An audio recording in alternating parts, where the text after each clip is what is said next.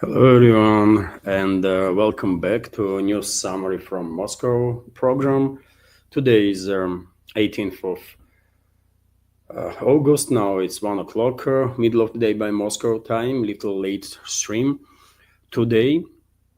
Although I have bookmarked quite a lot of news on some major developments that Russian media and public is paying attention to, and hopefully you will find this news segment informative and useful. And as always, dear friends, after the news segment, I will join for 10, 15, 20 minutes community chat. I hope, as I said, you will find the news segment interesting and informative. And if so, dear friends, please, if you can, like the video and leave some commentary in the comment section, not just in the chat, but in the comment section too. That will make it possibly easier to deal with the artificial barriers that algorithms are creating for my channel. Sir, I'm streaming simultaneously on a YouTube channel and the Rumble channel of mine. And if you want to highlight certain comment or question, dear friends, as always, you can use a super chat feature on Rumble. And of course, I would not miss that. That's been said, dear friends, let's start with the news segment. And even though, of course, mainly media and public is focused now on major events that are going to take place in Washington, which is that Zelensky and his European backers, leaders of so-called coalition of willing, going to have a meeting with Trump.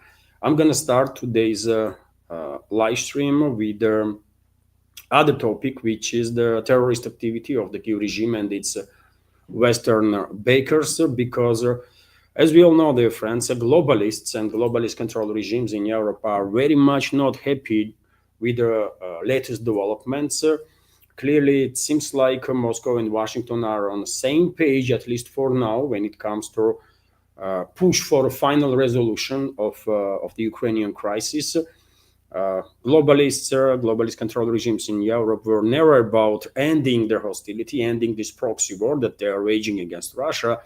All they wanted is a little break for their proxy regime and their forces to rearm them, reorganize, and then to resume the war itself. So therefore, they are very much unhappy with the statements that we are hearing from US, from Trump, from other high-ranking officials in Washington. And one of the ways how globalists and their assets might try to derail this process towards the peace, actual peace, is increasing terrorist activity by European security, so-called secret services, and their proxies in Kiev. And that's exactly what is happening.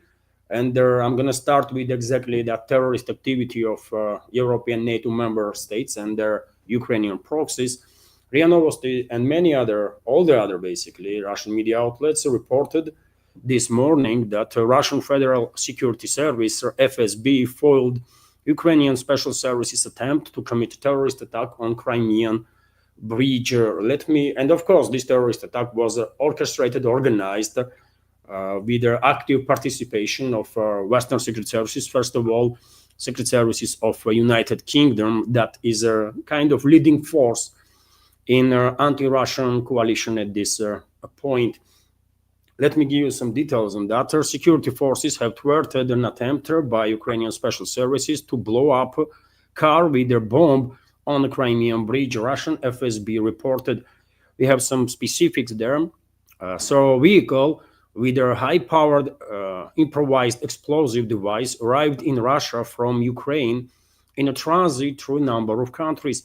It crossed the Russian-Georgian border at the Verkhny Lars international checkpoint in the Republic of North Ossetia-Alania and was supposed to process to Krasnodar Krai on a car transporter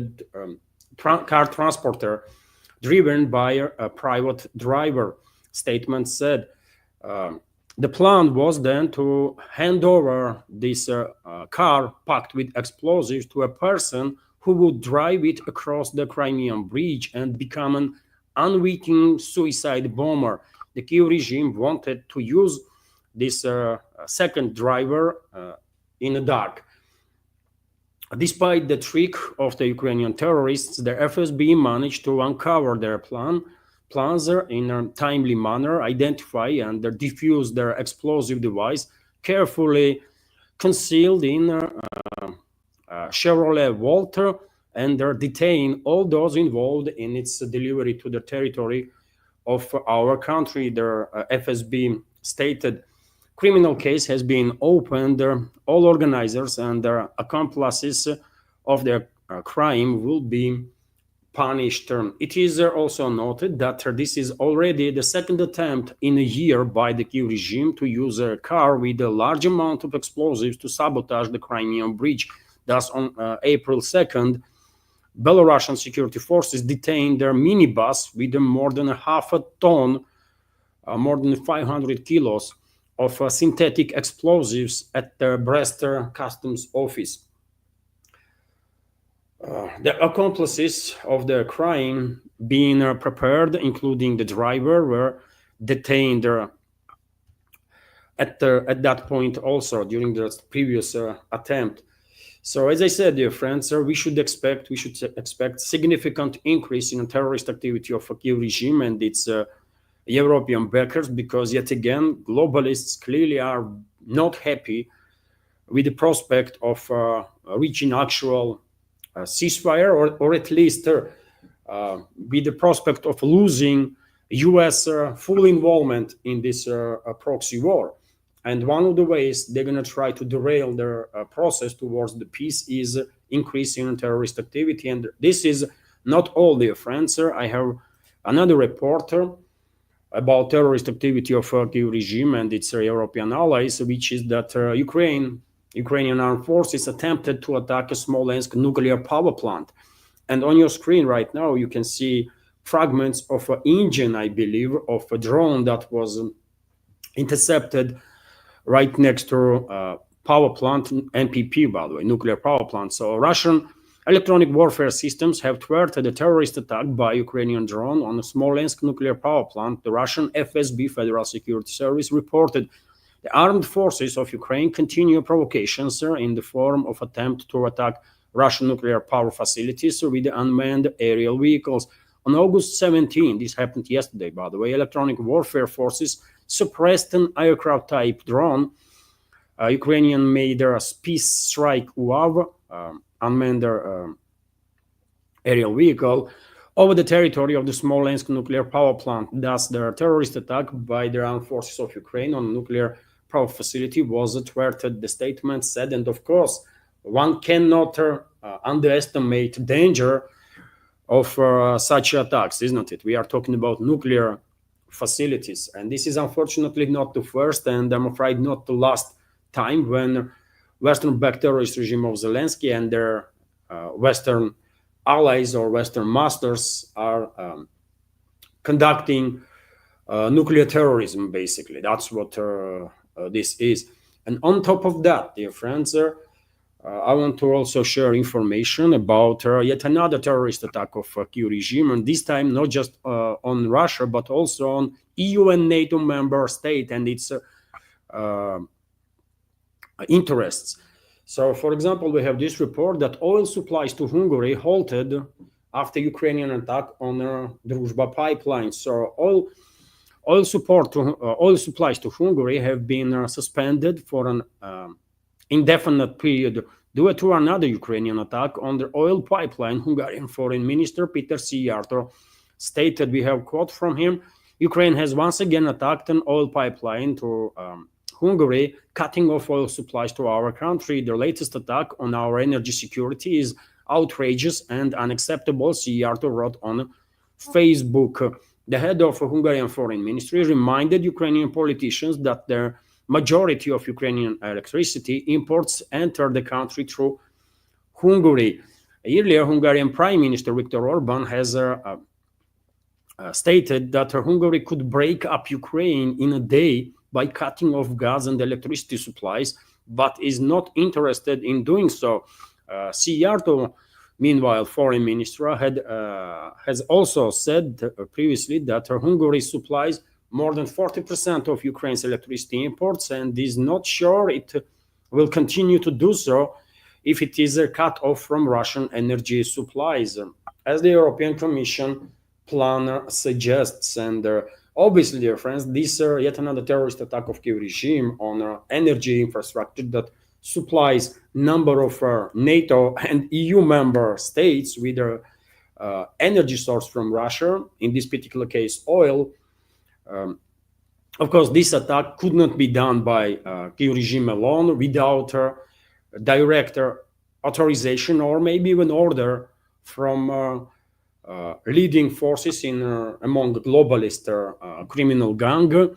And of course, when it comes to leading force among globalists, it's a British aristocracy, British royal family, and British and state institutions, so-called state institutions, in reality terrorist organizations of UK that they are in charge of.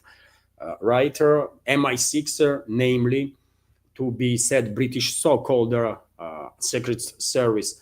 And yet again, this is not the first time direct attack had happened on a NATO member state. NATO member states is national interests, and that's what this so-called unity of the West actually looks like. By the way, Hungary, in this particular case, all alone is dealing with the situation, and literally no other NATO or EU member state as of now had made any statements in support of Hungary and condemning this terrorist activity of the Kiev regime and its European or Western allies. Quite a telling, isn't it? Quite a telling reality when it comes to alleged unity of the West, which is a total fiction in reality, right? So that's the news, dear friends, that I wanted to begin today's news segment. Clearly, we are observing already increase in terrorist activity of Kiev regime and its NATO allies. First of all, UK, of course, and I'm afraid there is a tremendously high risk that more terrorist attacks are gonna be planned and attempted by these criminal inhuman forces. Now let's continue with obviously one of the main topics of the day worldwide, which is that Trump plans a White House meeting with Zelensky and European leaders today. All the media outlets, of course, worldwide are talking about it. RT, for example, is reporting that US President Donald Trump has invited European leaders to join Ukraine's Vladimir Zelensky at the meeting at the White House on Monday, that is today. I can give you, dear friends, a list of individuals that gonna attend that meeting. So the leaders of EU countries, the heads of the European Commission and the NATO will take a part in the meeting between the head of the White House, Donald Trump, and Vladimir Zelensky in Washington. Among them, French President Emmanuel Macron, Secretary General of the North Atlantic Alliance, Mark Rutte, Economic Commissioner, European Commissioner Ursula von der Leyen, German Chancellor Friedrich Merz, Finnish President Alexander Stubb. As stated by the representative of the German government, Stefan Cornelius, the topic of their talks scheduled for Monday will be security issues, territorial aspects, support for Ukraine, and sanctions. We should not be surprised if Prime Minister of UK, Keir Starmer, will also attend that meeting, either physically or via video link, and number of other puppets of the globalists from Europe. Also, dear friends, Of course, all the media outlets and public figures and ordinary citizens that are paying attention to these developments are sharing their opinions now. What is going to happen in Washington? What to be expected? Um, and well, we're going to find out in a few hours' time. I mean, there is not really much point to enter this a tsunami of speculations. But what we do know for sure is that Trump stated that Zelensky could end the conflict immediately, and seems like he is still, until now, on the same page with the Russian president Vladimir Putin and Russia, basically, which is that we want to see final resolution of their conflict, not some temporary measures, but final resolution of their conflict, actual peace, lasting peace, right? It's not going to be easy, of course. It's not going to be easy, but if America First forces in US will maintain initiative and pursue this current trajectory, of course, chances to actually achieve peace is going to be much more higher than if US is again fails to control from the globalists or the globalist narratives, right? It might happen too. So Ukrainian leader Vladimir Zelensky could bring the fighting with Russia to a halt immediately by agreeing to a settlement that rules out NATO membership and entails territorial concessions. US President Donald Trump has stated, we have a quote here, Zelensky can end the war with Russia almost immediately if he wants to, or he can continue to fight, Trump wrote on his True Social network on Sunday. Also, another quote, remember how it started, not getting back Obama giving Crimea 12 years ago without a shot being fired, and not going into NATO by Ukraine. Some things never change, he said. And yet again, let's see if America First forces will maintain this attitude and manage to keep Trump out of influence of the globalists and globalist puppets that are gonna visit Washington today, and definitely gonna try to persuade Trump to give up on current position and to support completely, fully, whatever agenda globalists have. In a few hours' time, we're gonna find out which way will situation develop. Also, excuse me, also, dear friends, we have this report from RT that Rubio, Secretary of State of US, Marco Rubio, issued a sort of a warning to Ukraine, which is interesting. So the US does not intend to force Ukraine into a peace agreement with Russia, but Kiev must realize that the conflict is going to get worse if it is not resolved now. US President Donald Trump said earlier the warring parties were pretty close to end following a summit with his counterpart Vladimir Putin in Anchorage. So Rubio told CBS, by the way, during their interview on Sunday that there is no conditions that can be imposed on Ukraine. Ultimately, it's up to Ukrainians to decide on whether to accept an agreement with Russia. However, it is clear that after 3.5 years, this war is getting worse. It's not getting better. It's going to get worse, their secretary stated. And by the way, it is also important to notice, I believe, that Rubio, during their interview, once again highlighted that currently, at least for this moment, it seems like that Washington is maintaining a position that was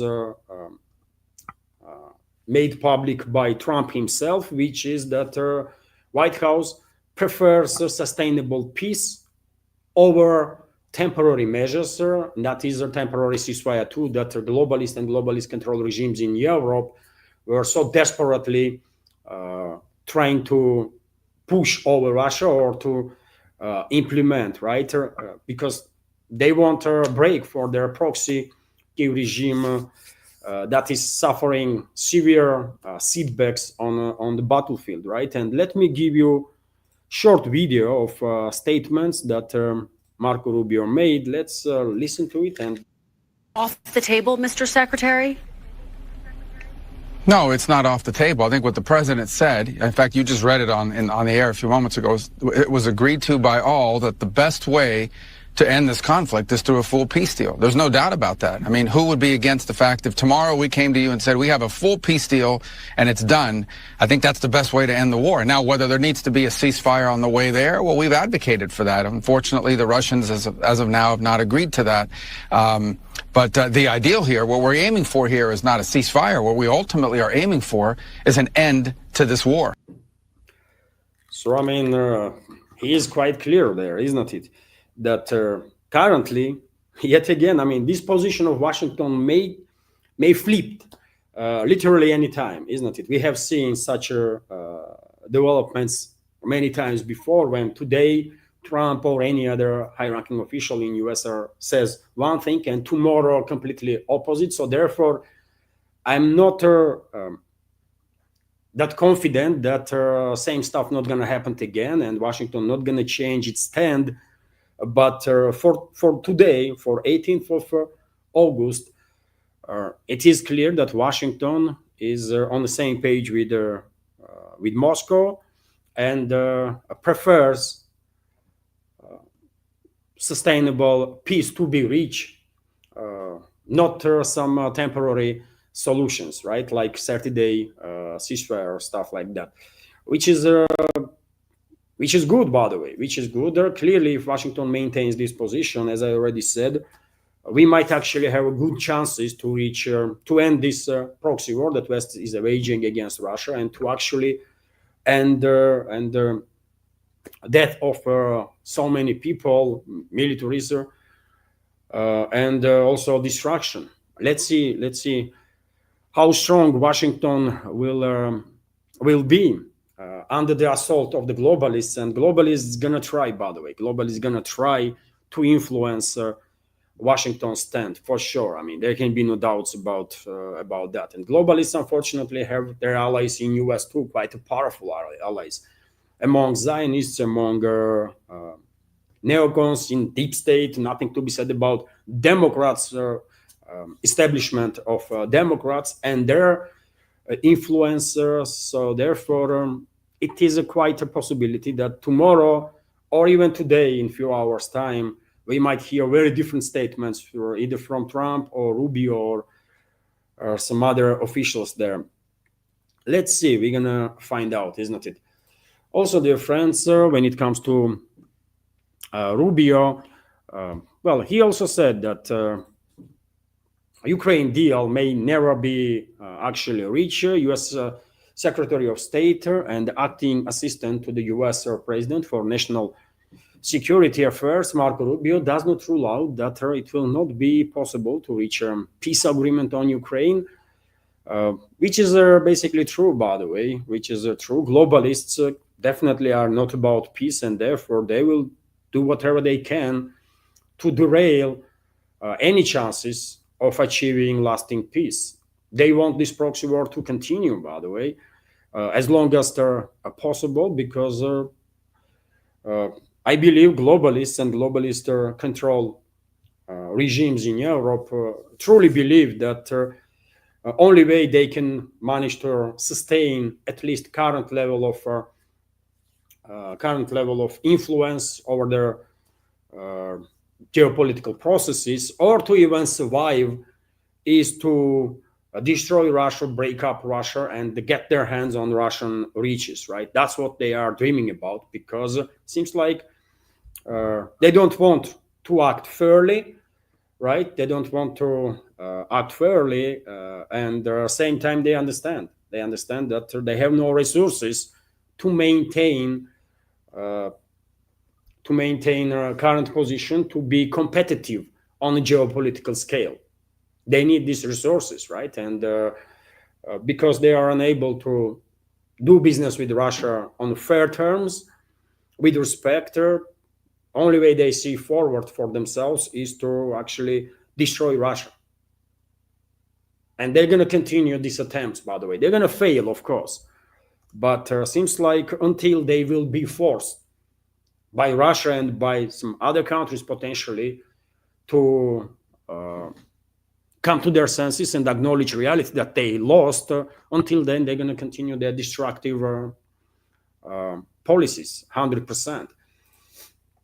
Also, RIA Novosti is reporting that special envoy of U.S. President Steve Witkoff, during interview, made quite interesting statements that some of us might agree, some of us don't, but nevertheless, he did make quite a few interesting statements. For example, he said that Russia and the US have agreed on security guarantees for Kiev. I wonder from where this statement of Witko is coming from, what security guarantees he's talking about, but nevertheless, that's what report is about. So the United States and Russia have agreed on security guarantees for Ukraine. US President Special Envoy Steve Witkoff said in an interview with the CNN, we were able to get their following concessions. The United States could offer Article 5, for example, protection, which is actually one of the real reasons why Ukraine wants to be in NATO. We were able to get around that and agree that the United States could provide Article 5 type protection, and that was the first time we heard the Russians agree to that. He said, commenting on the summit between Russian and US presidents Vladimir Putin and Donald Trump. And I have issues with this statement. I don't think Russia will agree on such guarantees, because yet again, if West will maintain control over the regime in Kiev, and if Article 5 type of guarantees are implemented, in that case, what stops globalists to restart the war, by the way, to restart this proxy war against Russia in a couple of months' time or a year or 2 years' time, and then actually trigger US to get engaged with in a full-scale war with Russia? I mean, this is just too risky, by the way. This is very risky stuff that Witkoff is talking about here. And I don't think Moscow is on the same page with Washington on that. Maybe Witkoff misinterpreted some statements of Russian delegation, either Russian president or Russian foreign minister or someone else. I don't know, but that's what he said during the interview on CNN. And it's not just that. Witkoff also went to say that Russia ready for concessions on land swaps with Ukraine. So Russia is ready to make certain concessions as a part of land swaps with Ukraine. US President Donald Trump's special envoy Steve Witkoff has claimed Trump will be meeting with Ukraine's Vladimir Zelensky and several Western European leaders at the White House on Monday in a bid to work out a peace deal between Moscow and Kiev. Okay, we all know that. On Friday, Trump held talks with his, I mean, come on, man. Too many reminders these media outlets are using, by the way. We all know that. We pay attention to developments. Anyways, Witkoff told CNN, by the way, during that interview, that during the Alaska summit, the Russian delegation made some concessions at the table with regard to all 5 of those regions, apparently referring to Crimea, the Donetsk and the Lugansk People's Republics, and Zaporozhye and Kherson regions, all former Ukrainian territories which become part of Russia after referendums. And yet again, I have difficulty to believe in this statement of Witkoff. Maybe he's making such statements for domestic audience to paint the picture that US is stronger. It's Russia that is making all the concessions. It's Russia that losing this war, not the US and not the collective West. They love to paint false narratives, isn't it, in the West, constantly, by the way. And maybe these statements of Witkoff is just that, to paint some false narrative for domestic purposes, for domestic politics and viewers, because I don't think Russia will make any concessions in regards to any of the Russian new regions. I don't think this is even topic of discussion. It's not even in a conversation, by the way, not possible, right? But nevertheless, let me give you, dear friends, let me give you some short videos of some of the statements that Witkov made, it's better to listen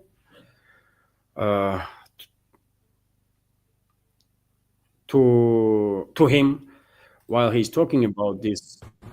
Robust security guarantees that I would describe as game-changing. We didn't think that we were anywhere close to agreeing to Article 5 protection from the United States, in legislative enshrinement within the Russian Federation, not to go after any other territory when the peace deal is codified, legislative enshrinement in the Russian Federation, not to go after any other European countries and violate their sovereignty. So we agreed to there was plenty more. So in this particular case, Witkov is talking about some major breakthrough in terms of some security guarantees. He is mentioning that Russia will apply itself not to attack any European countries. Russian leadership was very clear on many occasions that Moscow has no plans to attack nobody. If not provoke, Moscow has no intent to be hostile towards anybody, by the way. It's just so simple, right? But nevertheless, Witkov find it necessary, I guess, to say stuff like that, failing basically for globalist propaganda that if not today, tomorrow, Moscow gonna attack some NATO member states, which is crazy, which is absolutely crazy stuff to say. But nevertheless, that's the narratives that they are pushing, isn't it, from the West? Another short clip, by the way, from statements of very same Witkov.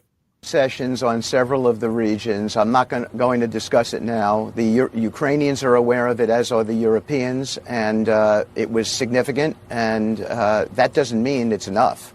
But the point was that we began to see some moderation in the way they're thinking about getting to a final peace deal. And so we feel that that's encouraging. Now, we briefed the Europeans immediately after we were done with the summit. We briefed President Zelensky directly. He deserved that, and the president got right on the phone with him. And then we had the Europeans on the phone, and I think everybody agreed that we had made progress. Maybe not enough for a peace deal, but we're on the path for the first time. We are seeing accommodation more than we've seen in the past, certainly more than we saw in the last administration. And that's encouraging. Now we have to build on that. And we have to get a deal for the Ukrainians that allows for their self-determination, allows a protection of their sovereign borders. We have to make sure that we achieve that, and the president is intent on getting to that place. So yet again, by the way, statements from Witkov that somewhat contradict each other. On one hand, he's saying that progress was made, and all sides agree.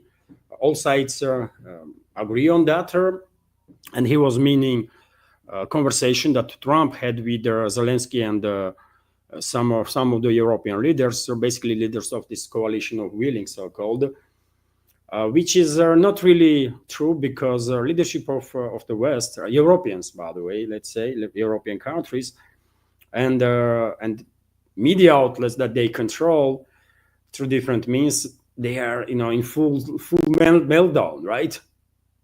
After Anchorage summit, they are not happy about current developments at all.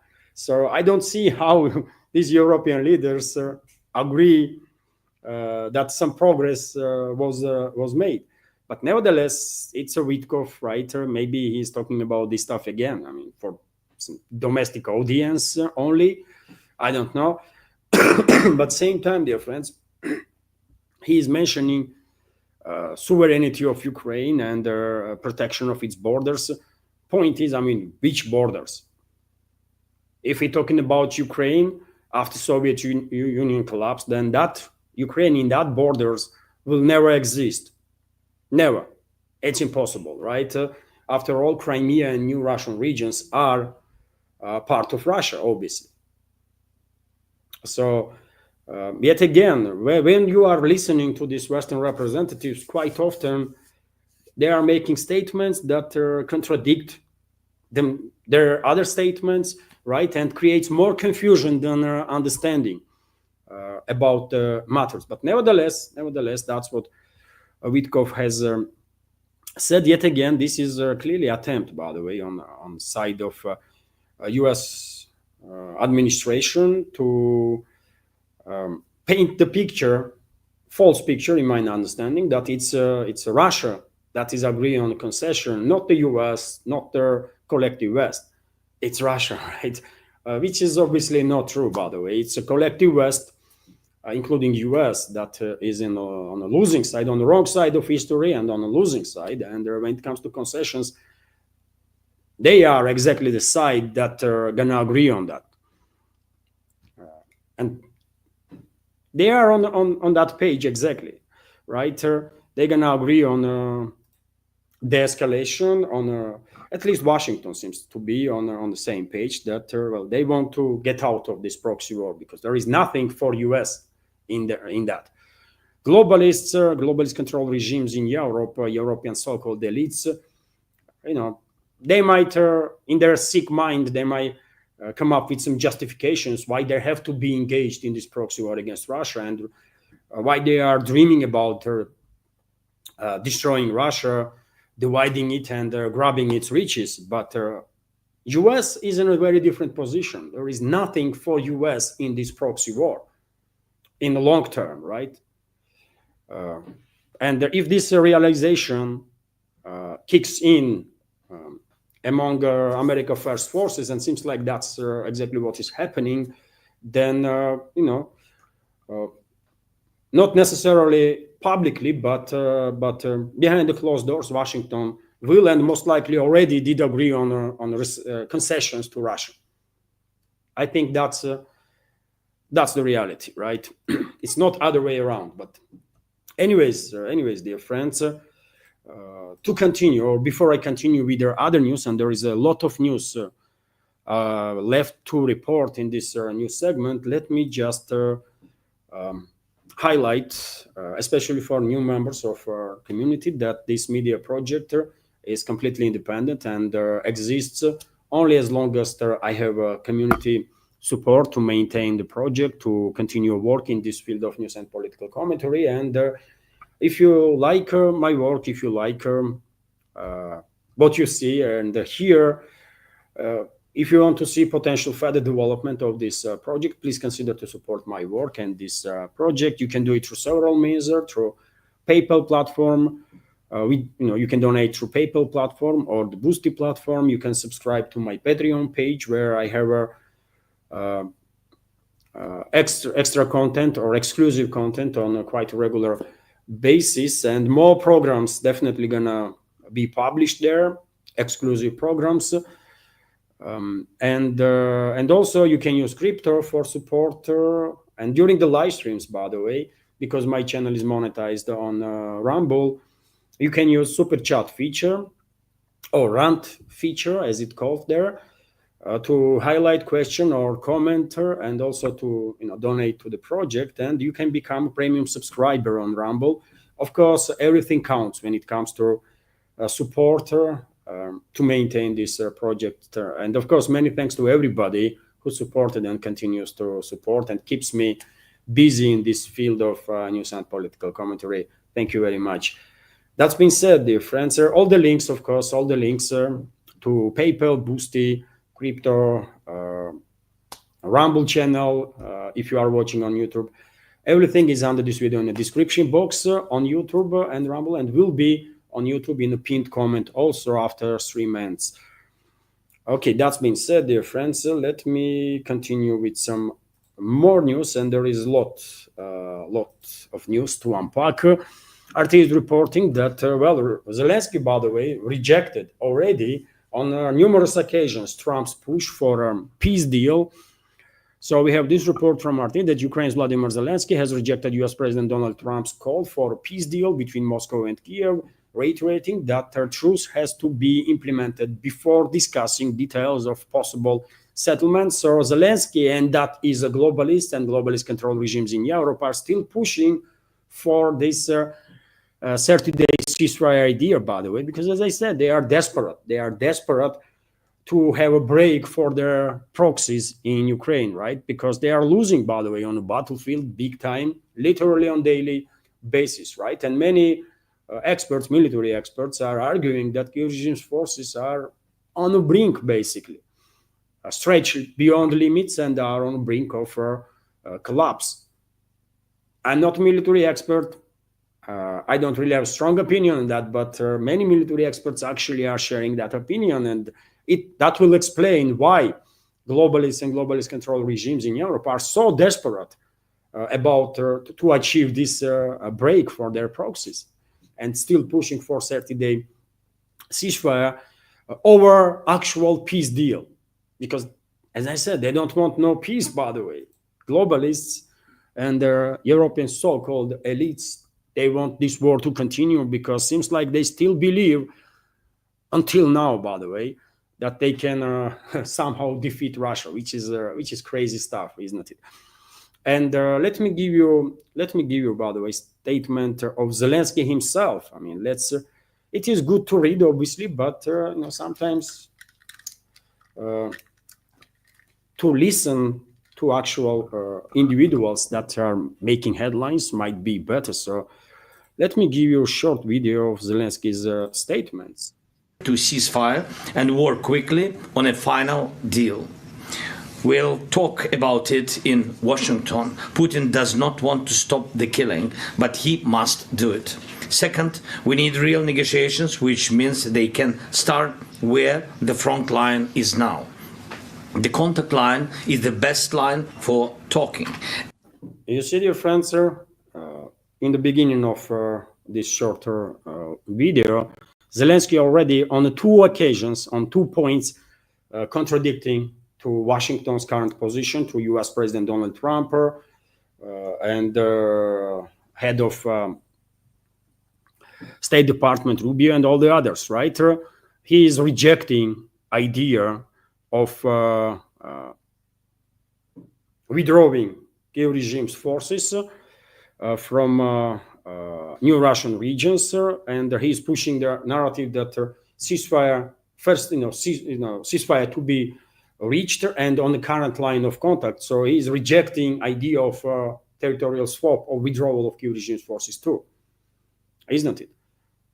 So he's rejecting idea of Trump to push for sustainable peace first, right?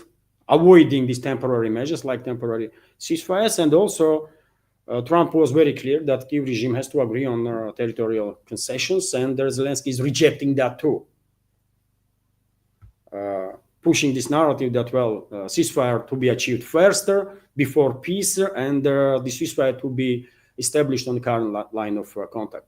This take from Zelensky, and that is from globalist and globalist controlled regimes in Europe, UK, obviously, first of all, UK, France, Germany, and others, is completely unacceptable for Moscow, obviously. And as of now, as of 18th of August, seems to me that are unacceptable for Washington too. And therefore, it's going to be a very interesting meeting, by the way, today in the White House, right?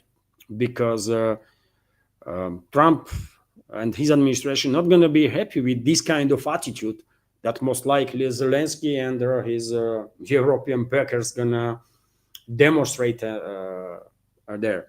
We might see second skirmish in the White House between U.S. President, his colleagues, and Zelensky and Zelensky's European backers. Let's see, by the way, but something might happen there, right?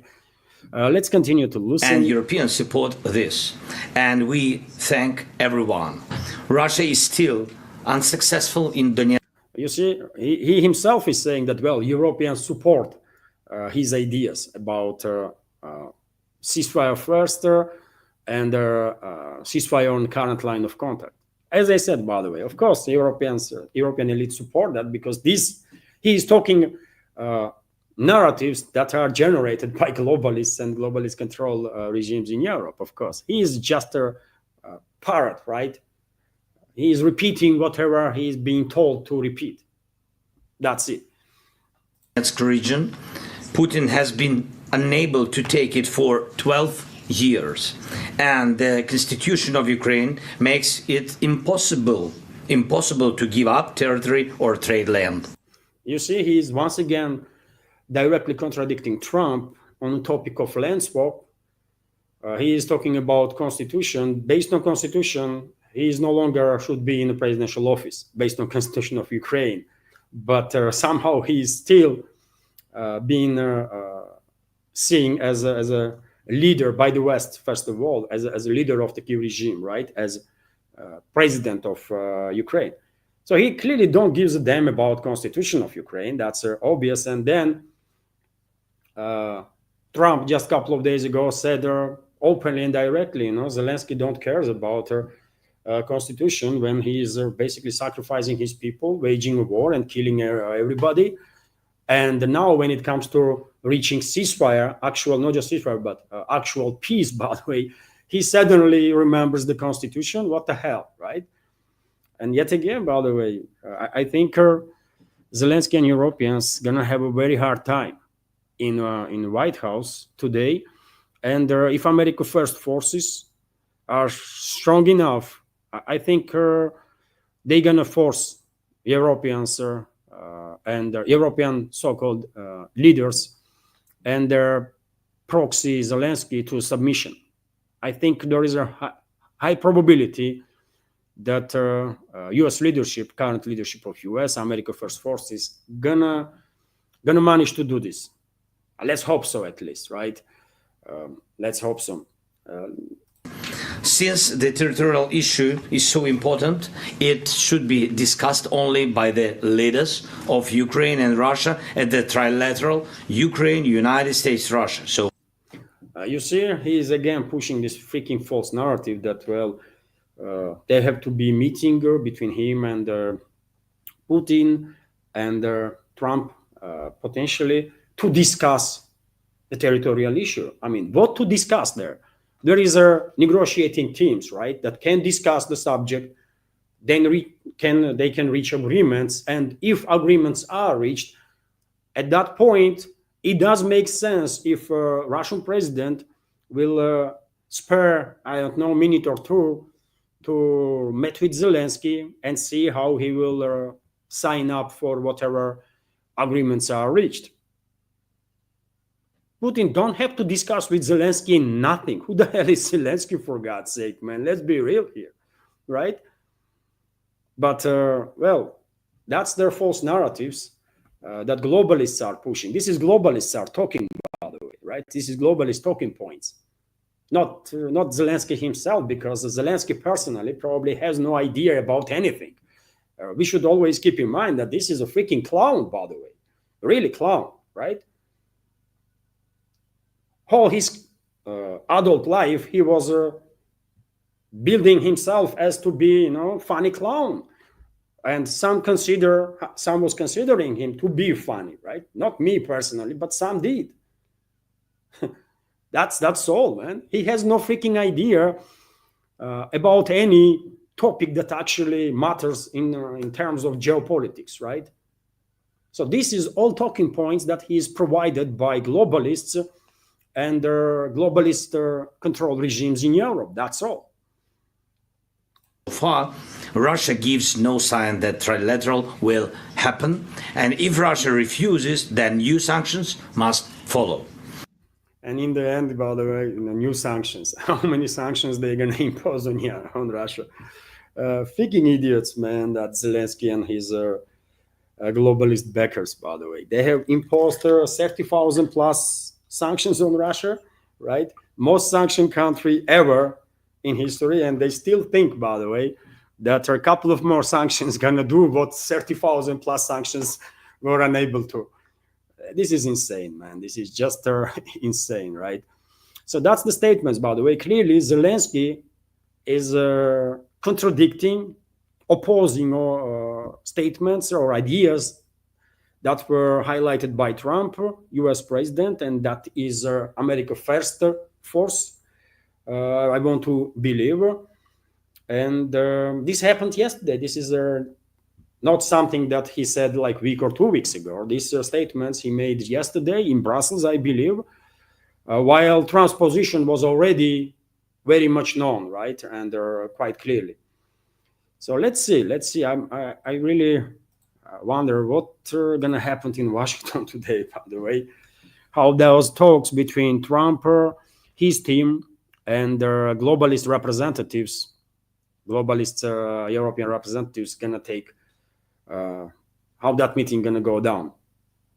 Anyways, let's continue with some more news, dear friends. And well, very same Zelensky, according to TASS, calls withdrawal of troops from Donbass impossible. And you already hear that in that shorter video.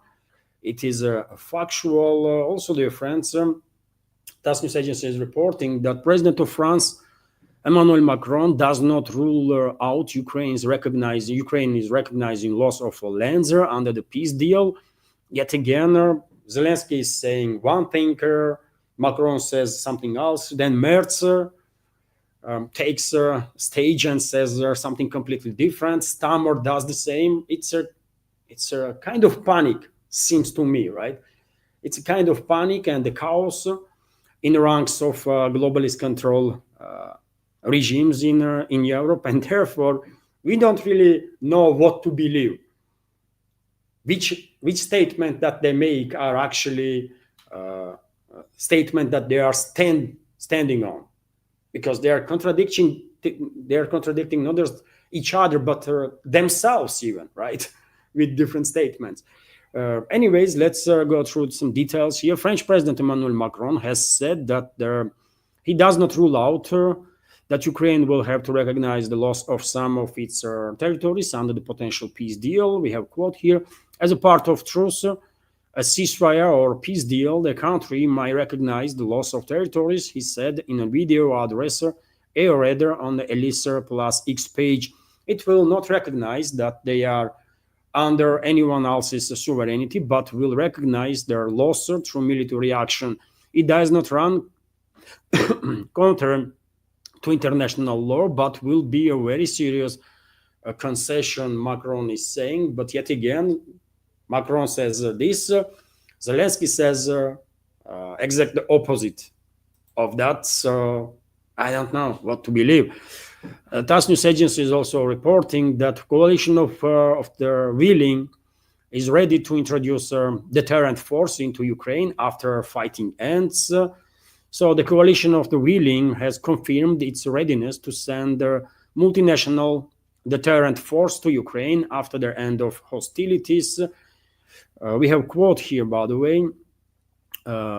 They reiterated the readiness to deploy a deterrent force once hostilities ceased and to help secure Ukraine's skies and the seas and rebuild their armed forces. The statement released by the Office of British Prime Minister Keir Starmer reads, it was published following a virtual meeting of their coalition of willing on August 17 yesterday, chaired by the United Kingdom, France, and Germany. And of course, this is the topic that would not go down well with Moscow, by the way. Russian leadership was very clear that one of the main root causes of this crisis is constant ignorance of Western ruling class, right? And their constant push with their military infrastructure towards the Russian borders, including in Ukraine, right? And now this so-called coalition of willing is saying that once peace is reached, once military hostilities are stopped, we're going to send our forces there on Kiev-controlled territory. I mean, really? And anybody thinks Moscow will be okay with that? Of course not, by the way. Of course not. This statement of coalition of willing is clearly another additional attempt of globalists and their globalist control regimes in Europe to derail this current push by Moscow and Washington to reach actual peace, lasting peace. That's all it is, by the way. That's all it is. Globalists are desperate to derail this current process now, and this statement is clearly part of this attempt, right? It serves only one purpose: to irritate Moscow and to create additional obstacles between Moscow and Washington, possibly, and between Moscow, Washington, and the globalists to reach actually sustainable peace or agreement on that topic, right? Moscow will never agree, by the way, on deployment of NATO troops anywhere outside of Western Ukraine. And in Western Ukraine, Moscow might agree on the presence of NATO troops only in case if, and I guess when, Ukraine will undergo full-scale disintegration, after which Western Ukraine eventually will end up being controlled by NATO member states and reclaimed basically by NATO member states, Poland, Hungary, Romania, first of all, and the rest of the territory in that case, of course, will be in a Russian sphere of influence, 100%. Some of the regions might join Russian Federation, some of the new regions, for example. Rest, I mean, key events surrounding a couple of regions might actually maintain statehood, quasi-statehood, as a landlocked country there. That might happen, but there is not even a theoretical chance that Moscow will allow NATO troops to be stationed on the Dnieper River, by the way. This is not happening. Not in a million years. And by the way, it's not just Russia that will oppose such a development, but there is no unity inside the so-called coalition of willing itself or the collective West.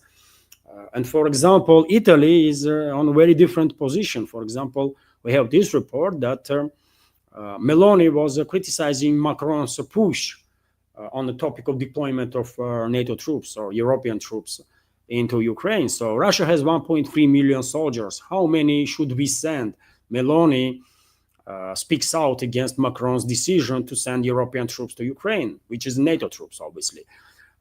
We have another quote here. If one of our soldiers were to die, would we pretend nothing happened or would we react? It's a legit question, by the way, right? And of course, Moscow, not just one NATO soldier will die if they are deployed on Kiev-controlled territory, especially outside of the Western Ukraine, but thousands of them or all of them will die, right? It's not a question of if. It's just question of how long it will take for Russian troops to decimate these NATO troops, these NATO units.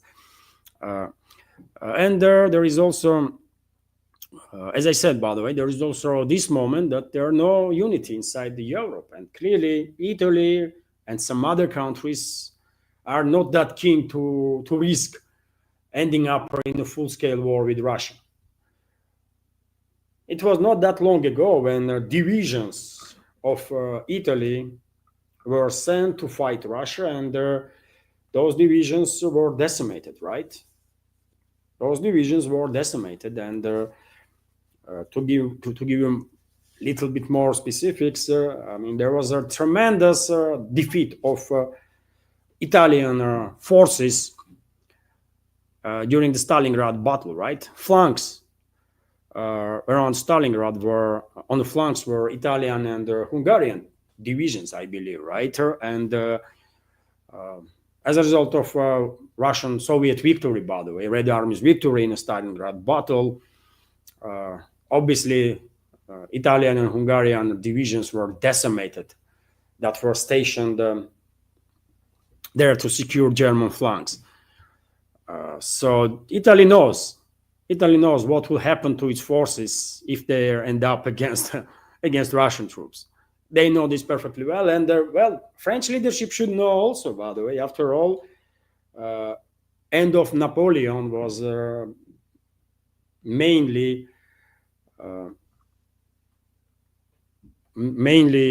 connected to its catastrophic defeat in the war against Russia. Correct? After defeat with Russia, Napoleon and French forces, they never recover. And it was not just French forces, by the way. We should keep in mind that Napoleon was attacking Russia also with troops from all over the Europe, almost all over the Europe, right? Anyways, let's continue. RIA Novosti is reporting that, EU leaders, by the way, as I mentioned yesterday also, have already issued a joint statement after Putin-Trump meeting, and in that statement, they also made it clear that they are basically on opposing idea of reaching lasting peace, right? So Europe will continue sanction pressure on Moscow. That's what European so-called elites are saying. Kiev must receive cast-iron and security guarantees and independently make decisions about territories. I mean, as I said yesterday, by the way, Kiev regime has not made not even a single strategic decision independently since 2014 when collective West orchestrated bloody coup d'etat there. So what independent decisions or what independence European so-called elites are talking about? This is laughable, right? World is watching and probably are kind of shocked with the level of stupidity of the Western elites, right? Another point that globalist control regimes in Europe want to make, Russia should not block Ukraine's integration into EU and NATO. I mean, yet again, what NATO? It's unbelievable. Restrictions for Ukrainian armed forces are also unacceptable for globalists. Okay, they want this war to continue, by the way, of course. European politicians are ready to work with the head of the White House and Vladimir Zelensky on preparing the trilateral summit of Moscow, Washington, and Kiev. They welcomed Trump's effort to achieve peace. Of course, this is all false narratives, by the way. This is, yet again, clear demonstration that globalists are against peace. Globalists are against peace, by the way. There's not much to discuss there, right? And when it comes to European regimes, by the way, one of the regimes that are especially upset with the current development and their increased chances to actually reach a peace agreement is Poland, right? Polish elites, because I believe, and I spoke about it yesterday, isn't it? But I think it's worth to repeat that I believe Polish elites and probably parts of society were quite sure that they were this close to reclaim lost eastern territories that are making now about 70% of the Western Ukraine. Poland lost these territories after the Second World War, right? In favor of this creation of Bolsheviks that Ukraine is. And I believe Warsaw, one of the reasons why Warsaw was pushing and continues to push for prolongation of this war was that they were hoping that Kiev regime's forces will be decimated on the Eastern Front. So when they will send their troops to occupy Western Ukraine, that used to be part of Poland, they will receive as minimal resistance as possible. And now when Polish elites see that, well, there is a clearly increased chances that peace will be achieved, sustainable peace, and military hostilities will stop. Of course, Warsaw is worried that either they're not gonna have an opportunity no more to reclaim territories in the Western Ukraine, or if they will go ahead and send their troops anyways, then they're going to face quite severe resistance, especially from Ukrainian Nazi formations, by the way, that have an ideological stronghold exactly in the areas that used to be part of Poland, right? Ukrainian Nazism, Ukrainian fascism, by the way, its birthplace and stronghold, main stronghold is Western Ukraine.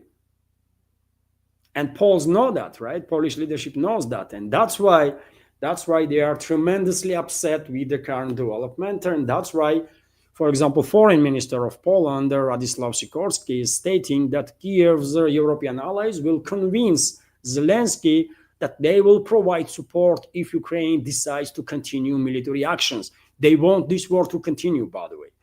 Right? They want this war to continue so that Kiev regime's forces will be decimated, completely decimated on the Eastern Front, so that when Poland will send its troops to Western Ukraine, they will receive either no resistance or minimal resistance. But if, yet again, if peace is reached now and there is no military hostilities, then Kiev regime actually has military, by the way, still right now, that are not able to maintain its defense lines in the fight with Russia. They are losing the war against Russia. These are Western proxies, right, in Ukraine, but they are well capable of decimating Polish army entirely, by the way. Can you imagine what will happen to Polish armed forces if there was actual war between Ukraine, Kiev regime and Poland? If Kiev regime's forces get engaged militarily with the Polish army, they're going to decimate Polish troops, by the way. I mean, literally in a couple of months' time. Especially if you take in account experience that these battle-hardened Ukrainian formations have. Yet again, they are losing fight with the Russian troops, but they are well capable of defeating any European army at this point. Really, I truly believe in that. Anyways, by the way,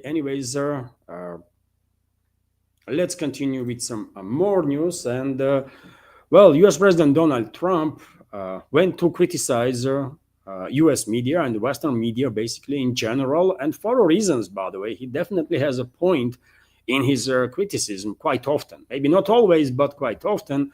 He wrote on his Truth Social, for example, that, and this is quote, if I got Russia to give up Moscow as a part of a deal, their fake news and their partner, the radical left Democrats, would say I made a terrible mistake and a very bad deal. That's why their fake news. Also, they should talk about their 6 wars, etc. I just stopped. And MAGA, he's commenting there. And another post from him, it's incredible how their fake news violently distorts the truth when it comes to me. There is nothing I can say or do that would lead them to write or report honestly about me. I had a great meeting in Alaska on Biden's stupid war, a war that should have never happened. He's saying then there yet again, I mean, he has a point while saying that this so-called MSM, this so-called media in the West is actually fake news. It is fake news, by the way, and you all see, isn't it? Oh, this tremendous meltdown that Western so-called media outlets are undergoing right now after this Alaska summit. And I can explain why is that. First of all, they are unprofessional. There is no professional journalists in the Western media, period, by the way. True journalists long left Western MSM and are doing their own projects and working on their own projects, right? And many of us are subscribed to their channels and so on, pages and so on, right? And on other hand, well, Western so-called elites, globalists, by the way, and globalist allies all over the world, especially in the Western world, were pushing these Russia hater narratives for how many years now, right? Seems like forever. And they themselves become hostage of these false narratives, right? They were demonizing Russia for years and years and years, not just Russia, but everything Russian, right? And now they are struggling to change the tune. That's what is happening. They are hostages of their own propaganda. And I don't think Western MSM can be saved. I don't think Western MSM can change and become true media again. I mean, this is not happening. And therefore, Trump has a point, by the way. You might like it or not. I did criticize Trump for many times for many reasons, right? But in this particular case, he has a point, man. Western media is completely fake news. If you want to see true journalism, by the way, true reporting and honest reporting from the West, you have to subscribe to alternative media outlets that are created by very many great people from US or from European countries or and so on, right? And that's what we do, actually, take a look at any of my video, by the way, on YouTube. In the description box, you're going to find out my recommendation list. There is over a dozen of media there, links to the media channels from Western creators, alternative media, basically. So it is also something to keep in mind, by the way, that Western MSM is going absolutely crazy. They are in a meltdown, and they will push hard, also to derail potential peace to impose additional pressure on U.S. political class, right, on Trump himself, his administration, to somehow derail this process towards their sustainable peace. And we should also keep in mind that this so-called media in the West is controlled by globalists. That's what it is, man. They're controlled by globalists. Also, dear friends, aid of Russian President Dmitriev, who I believe played a key role together with Steve Witkoff, U.S. President's envoy, to build a good enough ground so that recent Anchorage summit would be a success story. Dmitriev commented, by the way, on hysteria of European so-called elites. And let me give you his statement. European and the British warmongers should not interfere with the peace, he said. This was stated by the head of the Russian Direct Investment Fund, special representative of the President of the Russian Federation for Economic Cooperation with the foreign countries, Kirill Dmitriev. European and the British warmongers and saboteurs are in panic. They must not interfere with their peace, he wrote, and he has a point, by the way. I mean, that's exactly what I'm talking about, right? That globalists and the globalist control regimes in Europe are in panic and in hysteria, by the way, and are doing whatever they can and will continue to do so to derail a potential peace agreement, right, that will end the hostilities. RT is also reporting that Trump wants summit with Putin and Zelensky next Friday. So US President Donald Trump is seeking a trilateral summit with Ukrainian leader Vladimir Zelensky and Russian President Vladimir Putin as early as next week. Axios and CNN have reported. And theoretically speaking, this might happen, theoretically speaking, but realistically speaking, probably chances for that is quite low. It depends how today's meeting will go down in Washington, by the way, between Trump, his team, and representatives of the globalists, right? If that meeting is successful, if America First forces basically will force globalists and their representatives to submission, in that case, a trilateral meeting between Trump, Putin, and Zelensky might actually take place next week or week after, but in coming days, right, in near future. But if America First forces are not successful to neutralize basically all, these globalists and globalist representatives, in that case, of course, trilateral summit would not even be in a conversation, at least here in Moscow. Let's see. And when it comes to this possible trilateral meeting, German Chancellor Merz come up with his suggestions where that meeting could take place. So one of the European countries could become a platform for negotiations between Russian President Vladimir Putin, American leader Donald Trump, and Vladimir Zelensky.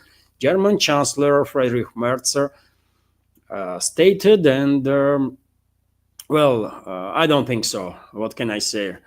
I don't think a European country can be chosen to host such a trilateral meeting, if it will even take place. It's not possible. In Europe, by the way, there is only, at this point, only like Slovakia and Hungary, that are at least on level of statements are on in favor of actual peace, right? But yet again, these are I don't know, man. I don't know. It was quite risky for Russian president to go to US, and it would be like 10 times more risky to go to Europe currently, because one should expect anything, any level of provocations from globalists and globalist control regimes in Europe. So I think Russian Secret Service will never agree Russian president to travel to Europe. Not now. In the future, God knows what is going to happen. But now, until globalists will acknowledge that they lost this proxy war and actually began de-escalating, Russian president should not travel to Europe, I think. A few more news, dear friends, few more news, and that will be it for a news segment. TASS News Agency is reporting that, based on Russian Defense Ministry's update, that air defense systems on duty shut down 141 drones that was launched by Western-backed terrorist regime of Zelensky with assistance of NATO to strike deep into Russian territory. And these 141 drones were intercepted in past 24 hours. Also, TASS News Agency is reporting that Ukrainian armed forces lost about 1,400 military personnel in a special military zone in the previous 24 hours. Obviously, tremendous losses. And of course, all the good people in this world are in support of idea of achieving peace, right? Lasting peace, because it's a tremendous casualties, by the way, tremendous destruction, right? That is happening on daily basis. And of course, we all want war to end. But this proxy war that West is waging against Russia to end, and residents of Ukraine no longer to be sacrificed for geopolitical agenda of the West. But unfortunately, globalists and their control regimes in Europe are not on same page with us on that. They want this war to continue, and more people to be sacrificed for their geopolitical interests. TASS News Agency is also reporting that Russian armed forces break through Ukrainian defenses in the vicinity of Kupiansk. And it's not just Kupiansk, by the way. Russian troops are improving positions on line of contact, literally on daily basis. Kupiansk itself is in partial encirclement. Let me show you the area, dear friends. So this is the Kupiansk city, and as you can see, by the way, Kupiansk is basically in operational encirclement. This gray area around the city is controlled by Russian troops mainly. That's how it is, right? And based on this report from TASS, Russian troops further improved position. I can give you some specifics that Russian troops have broken through a defense of Ukrainian forces in the area of settlement of Borovaya in the Kupiansk direction. So Russian troops improving their positions literally on daily basis. And when it comes on Kupiansk direction, by the way, on Seversk direction, also on Pokrovsk-Mirnograd direction, all over the place, by the way, all over the place. But while map is open, dear friends, I remember that I posted, before I started this live stream, video from that was filmed in Zaporozhye region, in Malaya Takmachka area, I believe, where Russian troops were riding a US-made armored personnel carrier with the Russian and US flags on top of it. Let me show you that video, by the way. That was quite something to see, really. So this is the video. This is M113, I believe, US-made armored personnel carrier. And Russian troops captured the vehicle as a trophy and were riding it in Malaya Takmachka area with the Russian and US flags masters of the trolling, one might argue, and they were actually participating in assault operation, by the way. You can clearly see that this armored vehicle was attacked by enemy forces, right? But nevertheless, they continue their operation, right? Quite interesting stuff. You're not gonna see this kind of video every other day, isn't it? A US-made armored personal carrier captured by Russian forces, and when Russian troops are riding this US American vehicle with Russian and US flags on top of it, and actually are participating in assault operation. Some crazy stuff there, by the way. And dear friends, a few more news for a new segment, and then I will join the community chatter. TASS News Agency is reporting that Hamas is ready to accept the latest ceasefire proposal without amendments.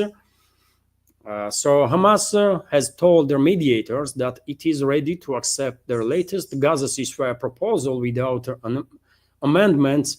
The Asharq al-Awsat newspaper stated, citing sources, according to source of the media, Hamas delegation led by Hamas leader in Gaza Strip, Khalil al-Hayya, told their Qatari and their Egyptian mediators during their meetings this week that it had decided to get back to discussing the latest proposal envisioning 60-day ceasefire, redeployment of Israeli forces, and the release of 10 hostages. Having officially informed the mediators about its new position, the movement allegedly refused from its earlier amendments related to their withdrawal of troops and a number of other demands linked with the release of Palestinian prisoners that had been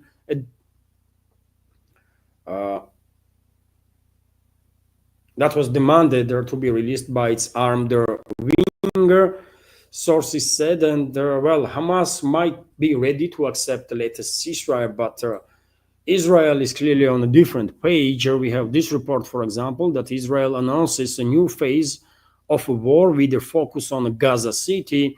We have several quotes here. Soon we'll move to next phase of Operation Gideon's Chariots, in which will deepen damage to Hamas in Gaza City until its defeat. IDF will employ all its capabilities on the land, air, sea to strike Hamas with the force. This is a statement, sir, that we are receiving from Israel. So therefore, unfortunately, it seems like peace and de-escalation is nowhere on the horizon when it comes to Palestine, unfortunately.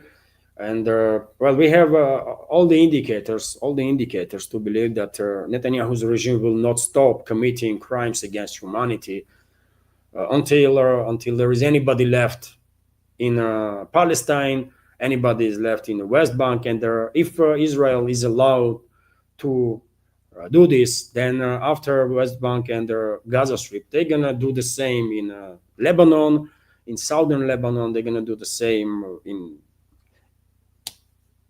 against all the neighbors, basically, against all the neighbors. That's how it is, if it's allowed to do it, right? And unfortunately, at least for now, world community was absent to protect innocent people of Palestine.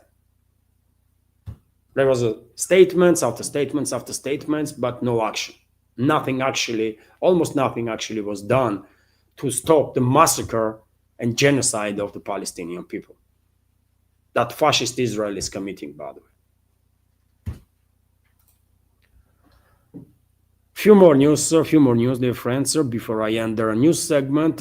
I think you're going to find this report interesting, that CEO of BlackRock, Larry Flink, has been appointed as a World Economic Forum's interim co-chairman alongside Andre Hoffman, chairman of vice chairman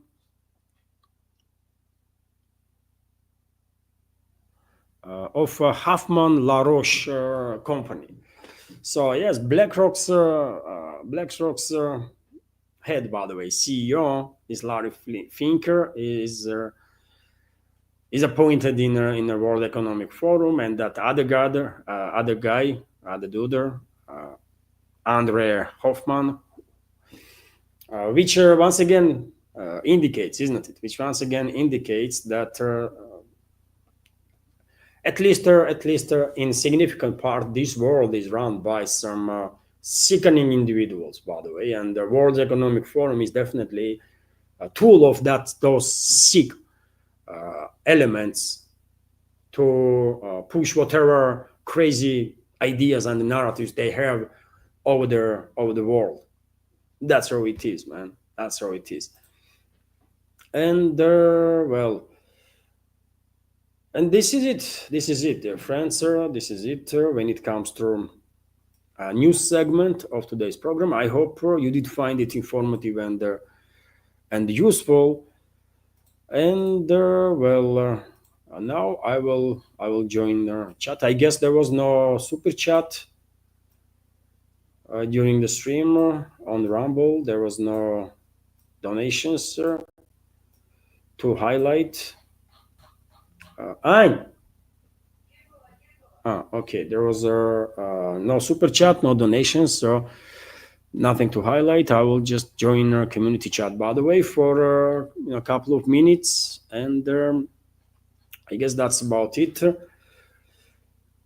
I will try today, dear friends, to make a second update on my Patreon and Boosty pages. I will announce that for our community there. And dear friends, if you want to support my work, please consider to join our communities on Patreon and Boosty. Lately, for quite some time now, there is kind of crisis when it comes to growth of our communities, either on the Patreon or the Boosty. So I would love to see that negative trend changing. Hopefully, more people, more members of our bigger community from YouTube and Rumble will join us on the Patreon.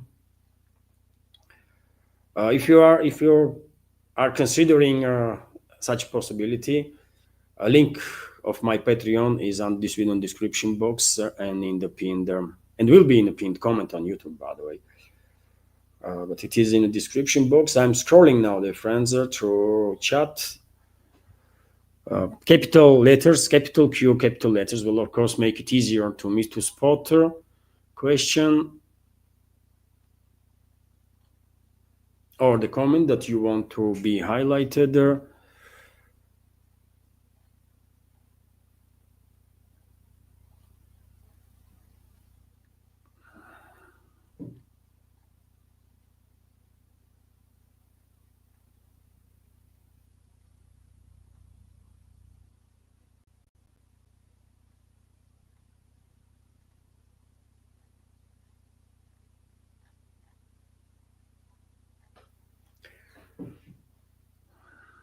Maybe I'm missing the question and the comments. My apologies, sir, if that is the case. But for now, at least, I did not see no question directed to me. So therefore,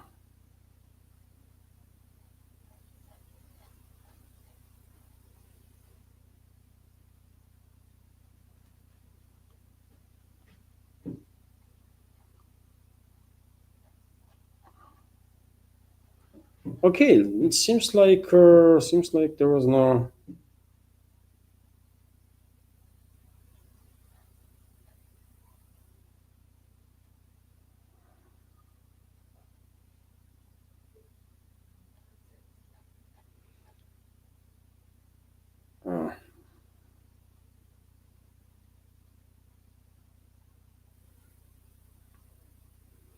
Okay, by the way, I mean, maybe I missed something, but I did not see no question or the comment directed to me to highlight. So therefore, dear friends, I'm gonna end the stream right now.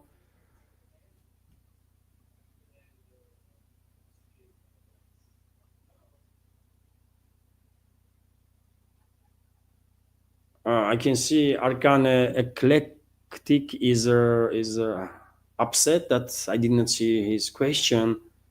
His or her. My apologies. I don't know. But I did not see, dear friends. Yet again, I'm scrolling fast, isn't it, through chat? By the way, I might miss it, isn't it? I cannot go literally through comment because it would take another hour or two. By the way, so therefore I'm scrolling, and if I spot capital Q or capital letters there as a question directed to me, I'll react on it. Otherwise, it is what it is, and maybe tomorrow there are gonna be more questions. Because I want if there is an interesting Q&A part after the news segment, then probably I will publish Q&A part as a separate short video on my channels, and some members might find it interesting. I'm gonna try it anyways, right? I see a question right now from B Leaker. Do you think Trump will make Zelensky accept the deal that's on the table?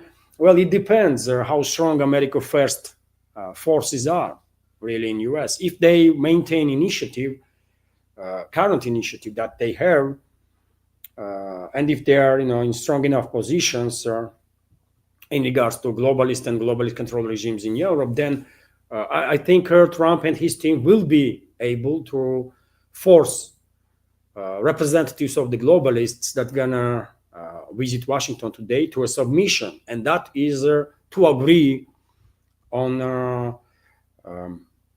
the points that Moscow and Washington had discussed during the recent Anchorage summit on the matter of reaching sustainable peace. But if America First forces are not as strong, then the situation may turn out to be the other way around. Globalist representatives will influence Trump and his team, and in that case, rhetoric from White House gonna change drastically in next hours and the days. So we're gonna find out in a couple of hours' time, isn't it? And so